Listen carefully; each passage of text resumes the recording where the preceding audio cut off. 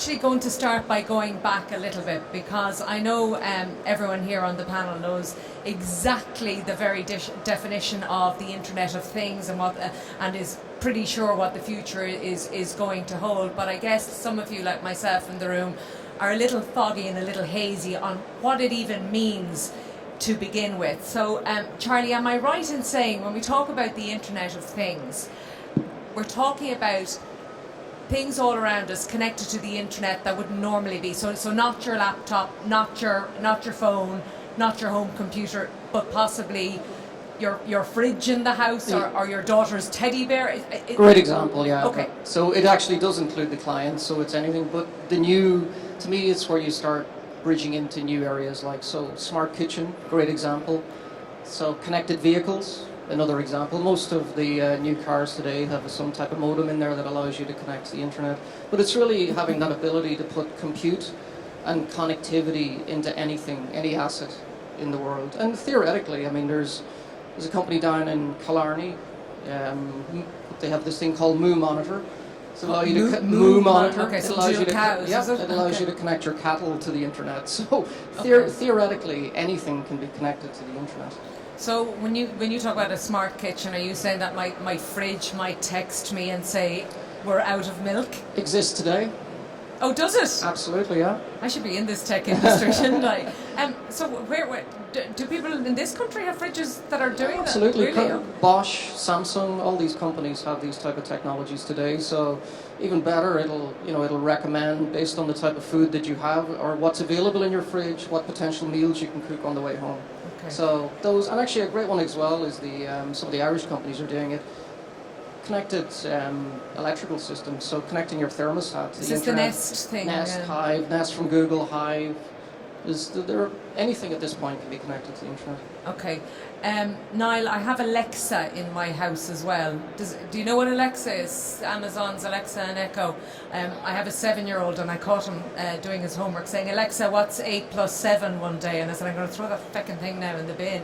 And it doesn't always get things right, by the way, either. But that also comes under Internet of Things. Yeah, it certainly does. I think the other part of Internet of Things is the data.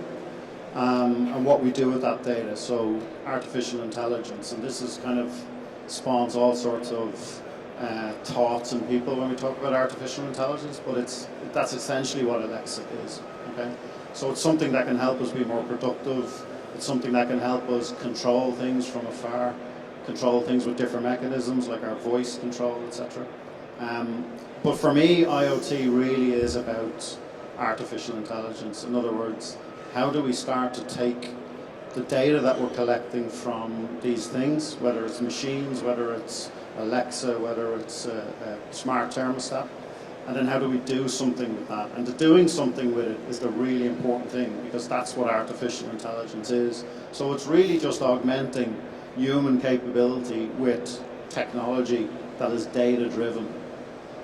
So you're talking about smart hospitals. I think you mentioned it there, Charlie, or smart cities. Is there any sort of a project like that ongoing anywhere in the world where there are sensors and processors all over the place to see how that data collection might work? Yeah, absolutely. And I think smart cities is a really great example. There's all sorts of use cases: flood prevention.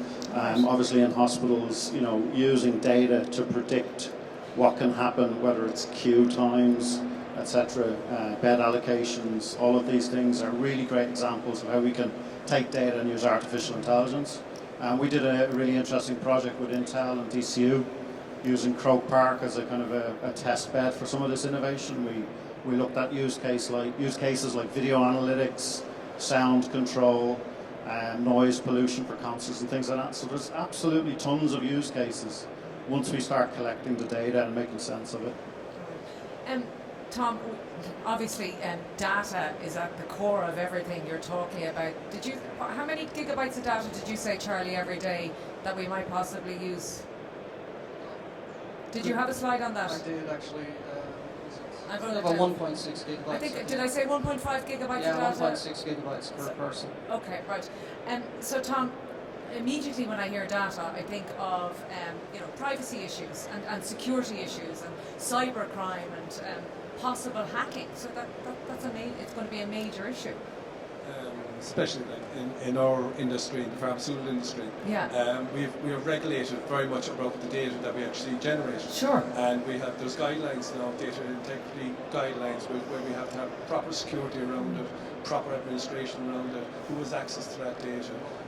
The connectivity bit in the pharmaceutical industry is very much the thing where we're going. We have smart pills, smart tablets. So we have tablets, yeah. So we have e-learn or e-logbooks in the lab now, so that we actually know instead of generating paper-based, we actually use it all electronically, and it's all served up, and all our IT systems now are all virtualized.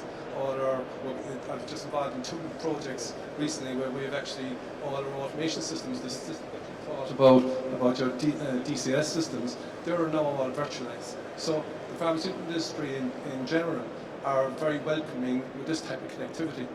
So you actually will see a great response. I asked for the slides there a while ago, so I won't get any slides, because what we try to do here in the pharmaceutical industry is it's in our benefit to have our systems automated. All our production is recipe driven.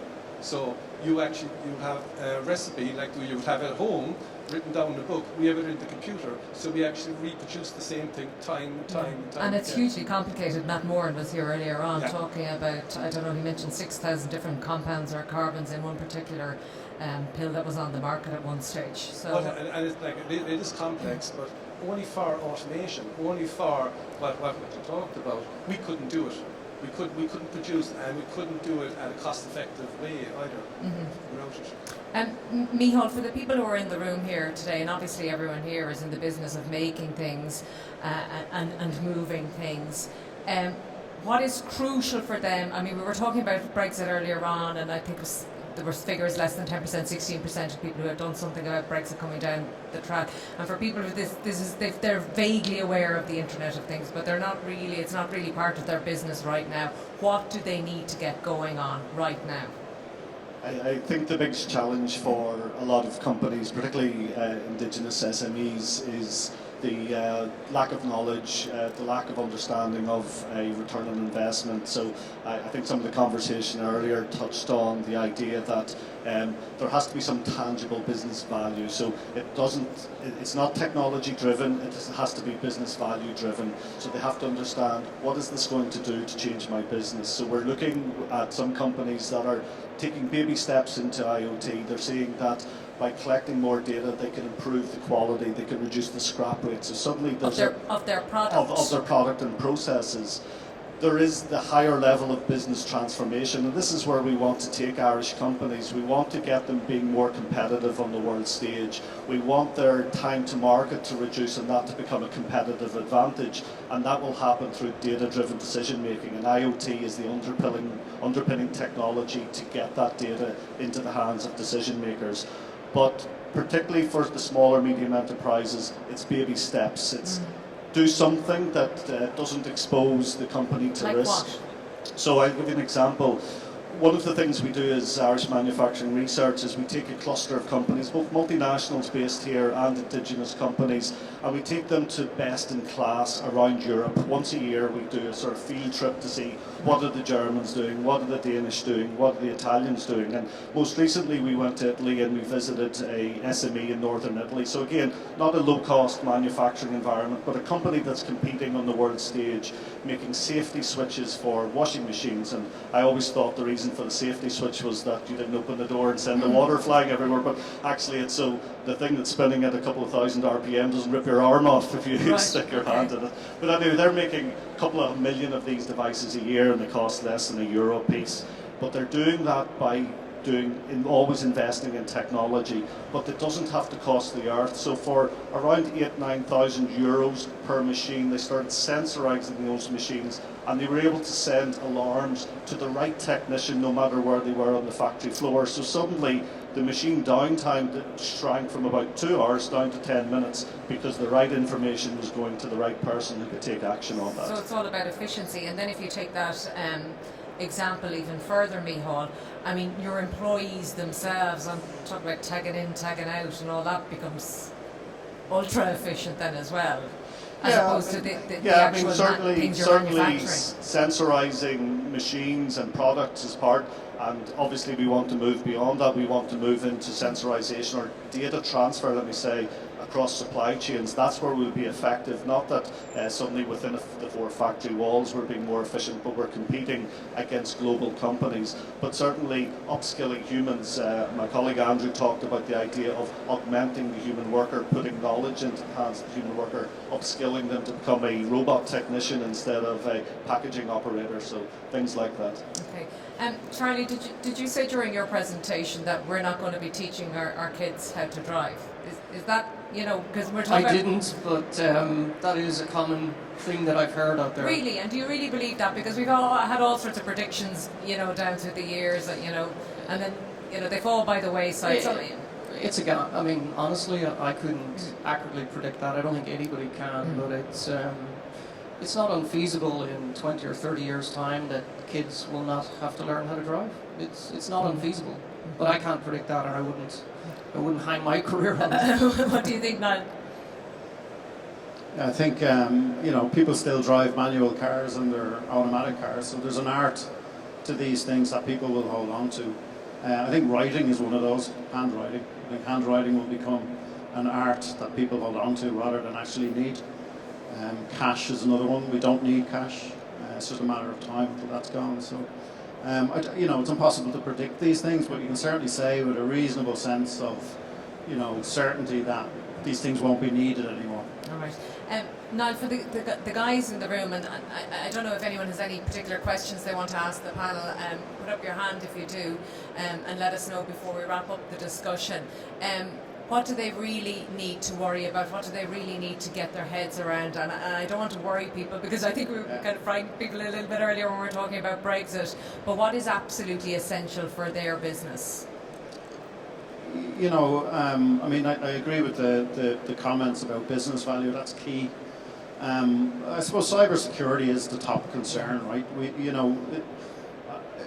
A lot of companies are ill prepared for cybersecurity in terms of their cybersecurity processes and security processes in general tend to be based on what they manage within the boundaries of their organization. Once you get out into the Internet of Things, and it's not because of the Internet, it's because they're now essentially increasing the surface area of attack on their business. If they're integrating smart technology into their products, and those products are now within an untrusted domain. So cybersecurity becomes a really important thing. And there are really only certain companies on the planet that can deal with the cat and mouse chase that is cybersecurity, and obviously I would include Microsoft in that. We've spent about $1 billion on cybersecurity in the last 12 months, and companies can't really do that. So I suppose, rather than just scare people, what I would say is make sure you're working with platforms from companies like Microsoft that are enterprise grade, that have security built in from start to finish, and that's a very good place to start. I'm wondering, particularly with certain types of products, there's an awful lot of brand loyalty associated with them, Charlie. With the Internet of Things and the way it collects data and retrieves data and builds a profile or a picture of someone, that's going to affect all sorts of things like brand loyalty down through the years. Yeah, but you could argue that exists today, right? I mean, when you log on to the internet and you click on a website, suddenly you see, when was your last holiday? Assume you went to France, right? You're getting recommended holiday searches. It exists today on the internet. I don't think that's really going to change. I mean, those recommendation systems, those ads that Google pops up, yeah, that's there today. I don't think connecting it to the Internet of Things is really going to make any difference to that. Micheál, how will the workplace environment for employees change in the future because of the Internet of Things?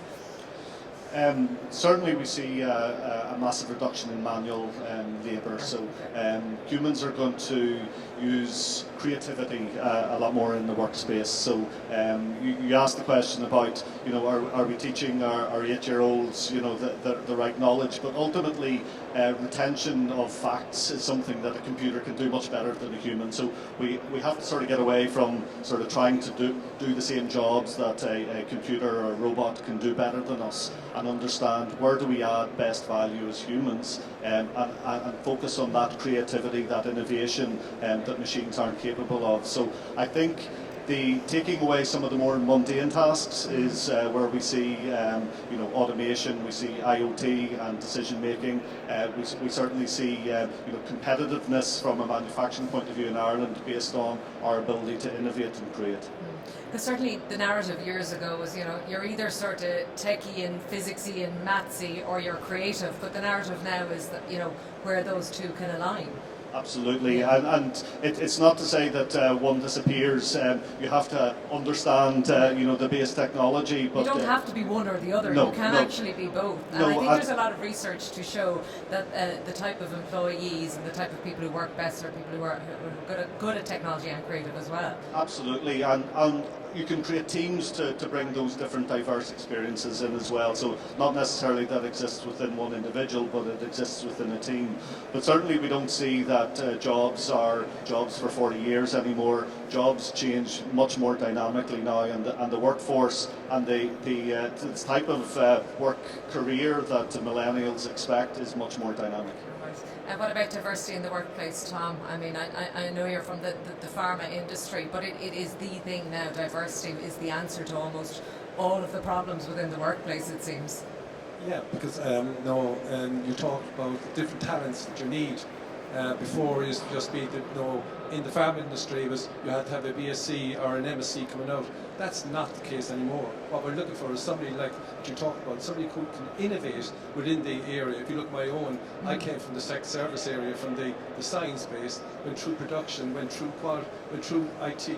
So in the pharma industry, you're expected at a certain level to actually take on change. And you talked about earlier, we have to adapt. And at the earlier one before lunch, that diversity has to be in the Irish workplace going forward. And I'm delighted to see it is happening. You can listen to the talks going around today. They are talking about it, which is good, which wasn't 10 years ago. People didn't talk about it. Sure, I wonder what we'll be talking about in 10 years' time. Is there any point that anyone would like to make before we wrap up? To talk to the audience, or something that you feel that we need to touch on, Charlie? Not really, but just to build off the STEM, I think that's really important. So we do want to see more female engineers in the industry. We just don't have enough. At Intel we have a very active STEM program. We've been sponsoring lots of female graduates to try and get them in. We want to see, and we need more female engineers. All right, okay, so if you have daughters, you know what way to be pushing them. All right, thanks indeed to Niall, Charlie, Tom, and to Micheál. Thank you very much.